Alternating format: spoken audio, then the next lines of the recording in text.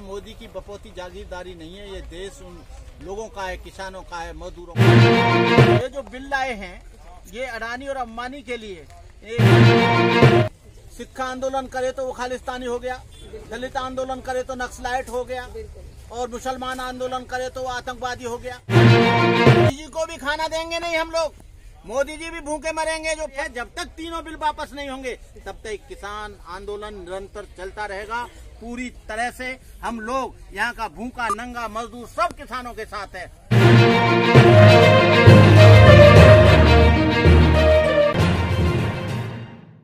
दर्शकों, आज मैं पहुंची हूँ दिल्ली के गाजीपुर बॉर्डर पर, जहां पर किसानों ने अपना मोर्चा बखूबी संभाला हुआ है। आप देख रहे हैं वीडियो में चारों तरफ टेंट ही टेंट नजर आते हैं। चारों तरफ आप देखिए किसान ही किसान नजर आते हैं, जिन्होंने पूरी तरीके से जो है वो संभाला हुआ है मोर्चा। इनका पूरा मकसद यही है, अगर कानून वापस नहीं लिया गया तो किसी भी समय ये दिल्ली के अंदर प्रवेश करेंगे और सत्ता में बैठे हुए सत्ताधारियों को सबक सिखाने की पूरी इच्छा किसानों ने बना ली है। किसानों को समर्थन करने के लिए बहुत बहुत दूर से लोग आए हुए। हमारे साथ में है बौद्ध भिक्षु करुणा सागर जी। आइए किसान आंदोलन पर चर्चा करते हैं बौद्ध भिक्षु करुणा सागर जी से। अपना डायरेक्ट जो है राष्ट्रपति से सिग्नेचर करके उसे लागू करवा देते हैं। ये देश कोई अमित शाह या मोदी की बपोती जागीरदारी नहीं है। ये देश उन लोगों का है, किसानों का है, मजदूरों का है, डॉक्टरों का है, इंजीनियरों का है। रोज लाते हैं खाते हैं उनका है। लेकिन इन्होंने इनको ऐसा चुना कि ये अपनी मनमानी कर रहे हैं, अपना पूरी तरह से तानाशाही कर रहे हैं, पूरा डिक्टेटरशिप कर रहे हैं। लेकिन ये इनका चलने वाला नहीं है। ये जो बिल लाए हैं ये अडानी और अंबानी के लिए। ये कॉन्ट्रैक्ट फार्मिंग, आपके भंडारण करने की क्षमता जो पहले नहीं था वो इन्होंने कर दिया। यदि इस तरह से ये बिल लाते रहेंगे तो पूरा देश बर्बाद और तबाह हो जाएगा। मजदूर को खाने के लिए नहीं मिलेगा। मजदूर को क्या, चाहे इंजीनियर हो चाहे डॉक्टर हो, उसको 25 किलो वाला चावल जो है 50 रुपये मिलेगा, और जो 20 रुपया किलो गेहूं है वो 100 रुपये किलो मिलेगा। इस तरह से इन्होंने इसको भी पूंजीपतियों के लिए गिरवी रख दिया। पहले ईस्ट इंडिया कंपनी आई थी, ईस्ट इंडिया कंपनी से धीरे धीरे अंग्रेज इस देश में घुस गया। उसी तरह से ये अडानी और अंबानी इस देश में पूरी तरह से घुस जाएंगे। और दूसरा ये है कि जो इनका विरोध करते हैं उन पर तरह तरह के आरोप लगा देते हैं। सिक्खा आंदोलन करे तो वो खालिस्तानी हो गया, दलित आंदोलन करे तो नक्सलाइट हो गया, और मुसलमान आंदोलन करे तो वो आतंकवादी हो गया, और उस पर गलत सलत आरोप लगाकर उसे जेल के सीखों में भी ये ठोक देते हैं। आप जेल में देखना, जेल में सबसे ज्यादा संख्या ओबीसी, एसटी, एससी और माइनॉरिटीज की है। उन लोगों की संख्या नगण्य है। उन लोगों की संख्या बिल्कुल नहीं है जो लोग जुल्म और अत्याचार करते हैं। सर, सरकार हमेशा कहती है कि सरकार नहीं कहूंगी, मैं कहूंगी कि मोदी जी हमेशा कहते हैं कि मैं किसानों का बेटा हूं, किसानों के समर्थन में हूं, किसानों के हक की बात करता हूं। आपको क्या लगता है कितने मोदी से ज्यादा झूठा आदमी जब से ये देश स्वतंत्र हुआ, और मोदी से ज्यादा झूठ बोलने वाला, और ये इससे बड़ा कोई झूठ बोलने वाला है ही नहीं। इतना बड़ा जुमलेबाज कि जब सत्ता में आया तो कहा कि मैं 15-15 लाख रुपए लोगों के अकाउंट में दे दूंगा, मैं सारा काला धन जो है भारत में ले आऊंगा, 2 करोड़ लोगों को नौकरी दूंगा। इसलिए इसके महाझूठ को देखकर किसानों को विश्वास नहीं हो रहा है कि ये आदमी इन बिलों को खत्म करेगा। इस आदमी पर कोई भरोसा नहीं है कि ये बार 8वीं बार आज बुलाया है, और मुझे नहीं लगता कि ईमानदारी के साथ ये तीनों बिलों को खत्म करेगा। और इसलिए नहीं करेगा क्योंकि ये पूंजीपतियों के जाल में फंस गया है। 1917 से लेकर गोदाम बन रहे हैं।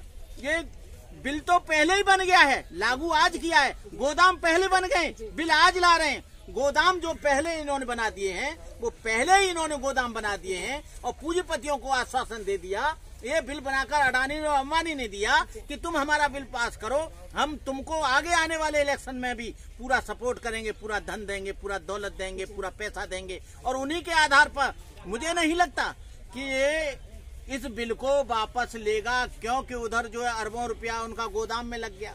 अब ये किसानों के चक्कर में फंसा है, और किसान यदि हारता है तो पूरा देश हारेगा। किसान यदि हारता है तो मजदूर हारेगा। किसान यदि हारता है तो डॉक्टर इंजीनियर भूखा मरेगा। किसान हारता है तो एमएलए एमपी भी भूखे मरेंगे। किसान हारता है तो ये पूरा देश गुलाम हो जाएगा। किसान हारता है तो क्या पॉसिबल है कि मोदी जी भी भूखे मरेंगे? मोदी जी को भी खाना देंगे नहीं हम लोग। मोदी जी भी भूखे मरेंगे। जो पराठा खा रहे हैं ना, वो किसान का दिया हुआ खा रहे हैं। आलू खा रहे हैं ना, किसान का दिया हुआ खा रहे हैं। जो 2-2 3-3 दाल बना खाते हैं, इनका बाप पैदा नहीं करता, किसान पैदा करता है। कड़कती धूप में और सर्द हवाओं में वो झेलता है, और जब अन्न पैदा करके अपने खून पसीने से, जो एक दाल का जो टुकड़ा है वो किसान के खून से बनता है। जो एक आलू है किसान के खून से बनता है। जो एक दाना गेहूं पैदा होता है, किसान खेतों में जाकर काम करता है। कोई इनके बापों ने, ये क्या है, किसान का बेटा बॉर्डर पर मर रहा है और किसान खेत में मर रहा है। अभी तक 48 किसान मर गए, इनके कान पे जूं ही नहीं लग रही है। कहने का मतलब यह है, जब तक तीनों बिल वापस नहीं होंगे तब तक किसान आंदोलन निरंतर चलता रहेगा। पूरी तरह से हम लोग यहाँ का भूखा नंगा मजदूर सब किसानों के साथ है। आपने देखा होगा कोई विरोध कर रहा है, विरोधी यही कर रहे हैं, अपने ही चलटू पलटुओं को पकड़ लाते हैं, अपने चेलाओं को पकड़ लाते हैं और कहते हैं ये असली किसान है। और उन्होंने कभी किसान ने उसने मुट्ठ नहीं पकड़ी, कभी ट्रैक्टर नहीं चलाया, उनको ले आते हैं और किसानों को कोई आतंकवादी बता रहा है, कोई खालिस्तानी बता रहा है, कोई नक्सलाइट बता रहा है, कोई कुछ बता रहा है। ये सब इसी तरह से झूठे आरोप लगाकर, लेकिन किसान इन लोगों से बिल्कुल भयभीत नहीं है। किसान इनसे बिल्कुल नहीं डर रहा है। किसान पूरी तरह से ईमानदारी के साथ, किसान कोई यहाँ आतंक नहीं फैला रहा है, किसान यहाँ सरकारी संपत्ति को नुकसान नहीं पहुंचा रहा है, किसान कहीं आगजनी नहीं कर रहा है, किसान कहीं लूटपाट नहीं कर रहा है, किसान कहीं चोरी नहीं कर रहा है, किसान कोई तोड़फोड़ नहीं कर रहा है। उसके इतना शांतिपूर्वक आंदोलन भारत के इतिहास में ये पहली बार चला है, जो कभी नहीं चला, और ये आंदोलन चलता रहेगा जब तक तीनों बिल वापस नहीं होंगे। सर, इतना सारा पैसा अगर अडानी और अंबानी के जरिए मोदी तक पहुंच रहा है, तो इतना सारा पैसे का मोदी जी करेंगे क्या? आगे चल के इनका तो इतना बड़ा परिवार भी नहीं है, बीवी भी नहीं है, बच्चा भी नहीं है, जो आगे चल के इनका बारिश बनेगा। क्या लगता है आप? अरे भाई, अडानी अंबानी की बात कर रहे हैं। 265 टन सोना कहाँ गया जो गिरवी रख दिया? इसको कौन खा गया? जीएसटी में लाए, उसको कौन खा गया? नोटबंदी में करोड़ों रुपया का, अरबों रुपया का इनके अमित शाह के लड़के की आय जो 800 गुनी हो जाती है, और किसान जो वहीं पर वहीं रह जाता है। किसानों ने इस देश की जीएसटी को बचाया है। किसान, जब ये देश जूझ रहा था कोरोना से, और कोरोना कहीं नहीं है, इतना आंदोलन चल रहा है, कहीं कोरोना से एक भी आदमी नहीं मरा है। या तो वो इनके पानी की बौछार से मरा है, या वो ठंडी से मरा है, या वो बुखार से मरा है। कहीं कोरोना नहीं है। कोरोना का बहाना लेकर ये अंदर कानून बनाते रहते हैं। एट्रोसिटी एक्ट को इन्होंने खत्म किया, आरक्षण को इन्होंने खत्म किया, किसान आंदोलन के जो किसानों का जो चल रहा है, इसको भी वो खत्म करने की साजिश कर रहे हैं, लेकिन ये खत्म होगा नहीं। किसान आज जागरूक हो गया है। ये तोड़फोड़ नीति अपनाना चाहते हैं, लोगों को तोड़फोड़ करके, किसानों को टुकड़े टुकड़े करके, लेकिन किसान टुकड़े टुकड़े नहीं हो रहा है। रुपए से खरीद लाते हैं और उनको किसानों के विरोध में उनको किसान बताकर कहते हैं कि किसानों का फायदा है। इसमें कोई फायदा नहीं है। ये जब तक तीनों बिल वापस नहीं होंगे तब तक किसान निरंतर इसके लिए करता रहेगा। बहुत अच्छा भंते जी ने बताया कि किसान जो है वो हमेशा समर्थन में रहेगा, और किसानों के समर्थन में पूरा देश जो है वो सामने आ रहा है। बहुत जल्द जो है हो सकता है कि बिल ये जो वापस लिया जाए। कैपिटल न्यूज की तरफ से मैं रूबी गौतम सरकार से अपील करना चाहूंगी कि सरकार जो है किसानों के साथ बैठकर बातचीत करे और मसले को जल्द से जल्द सुलझाने की कोशिश करे, ताकि अभी तक जो है 46 किसान भाइयों की जो मौत हो चुकी है, आगे ऐसी कोई अनहोनी ना हो। दर्शकों, आप देखते रहिए कैपिटल न्यूज 24/7। मैं रूबी गौतम आपसे लगातार हर एक न्यूज आप तक पहुंचाने की कोशिश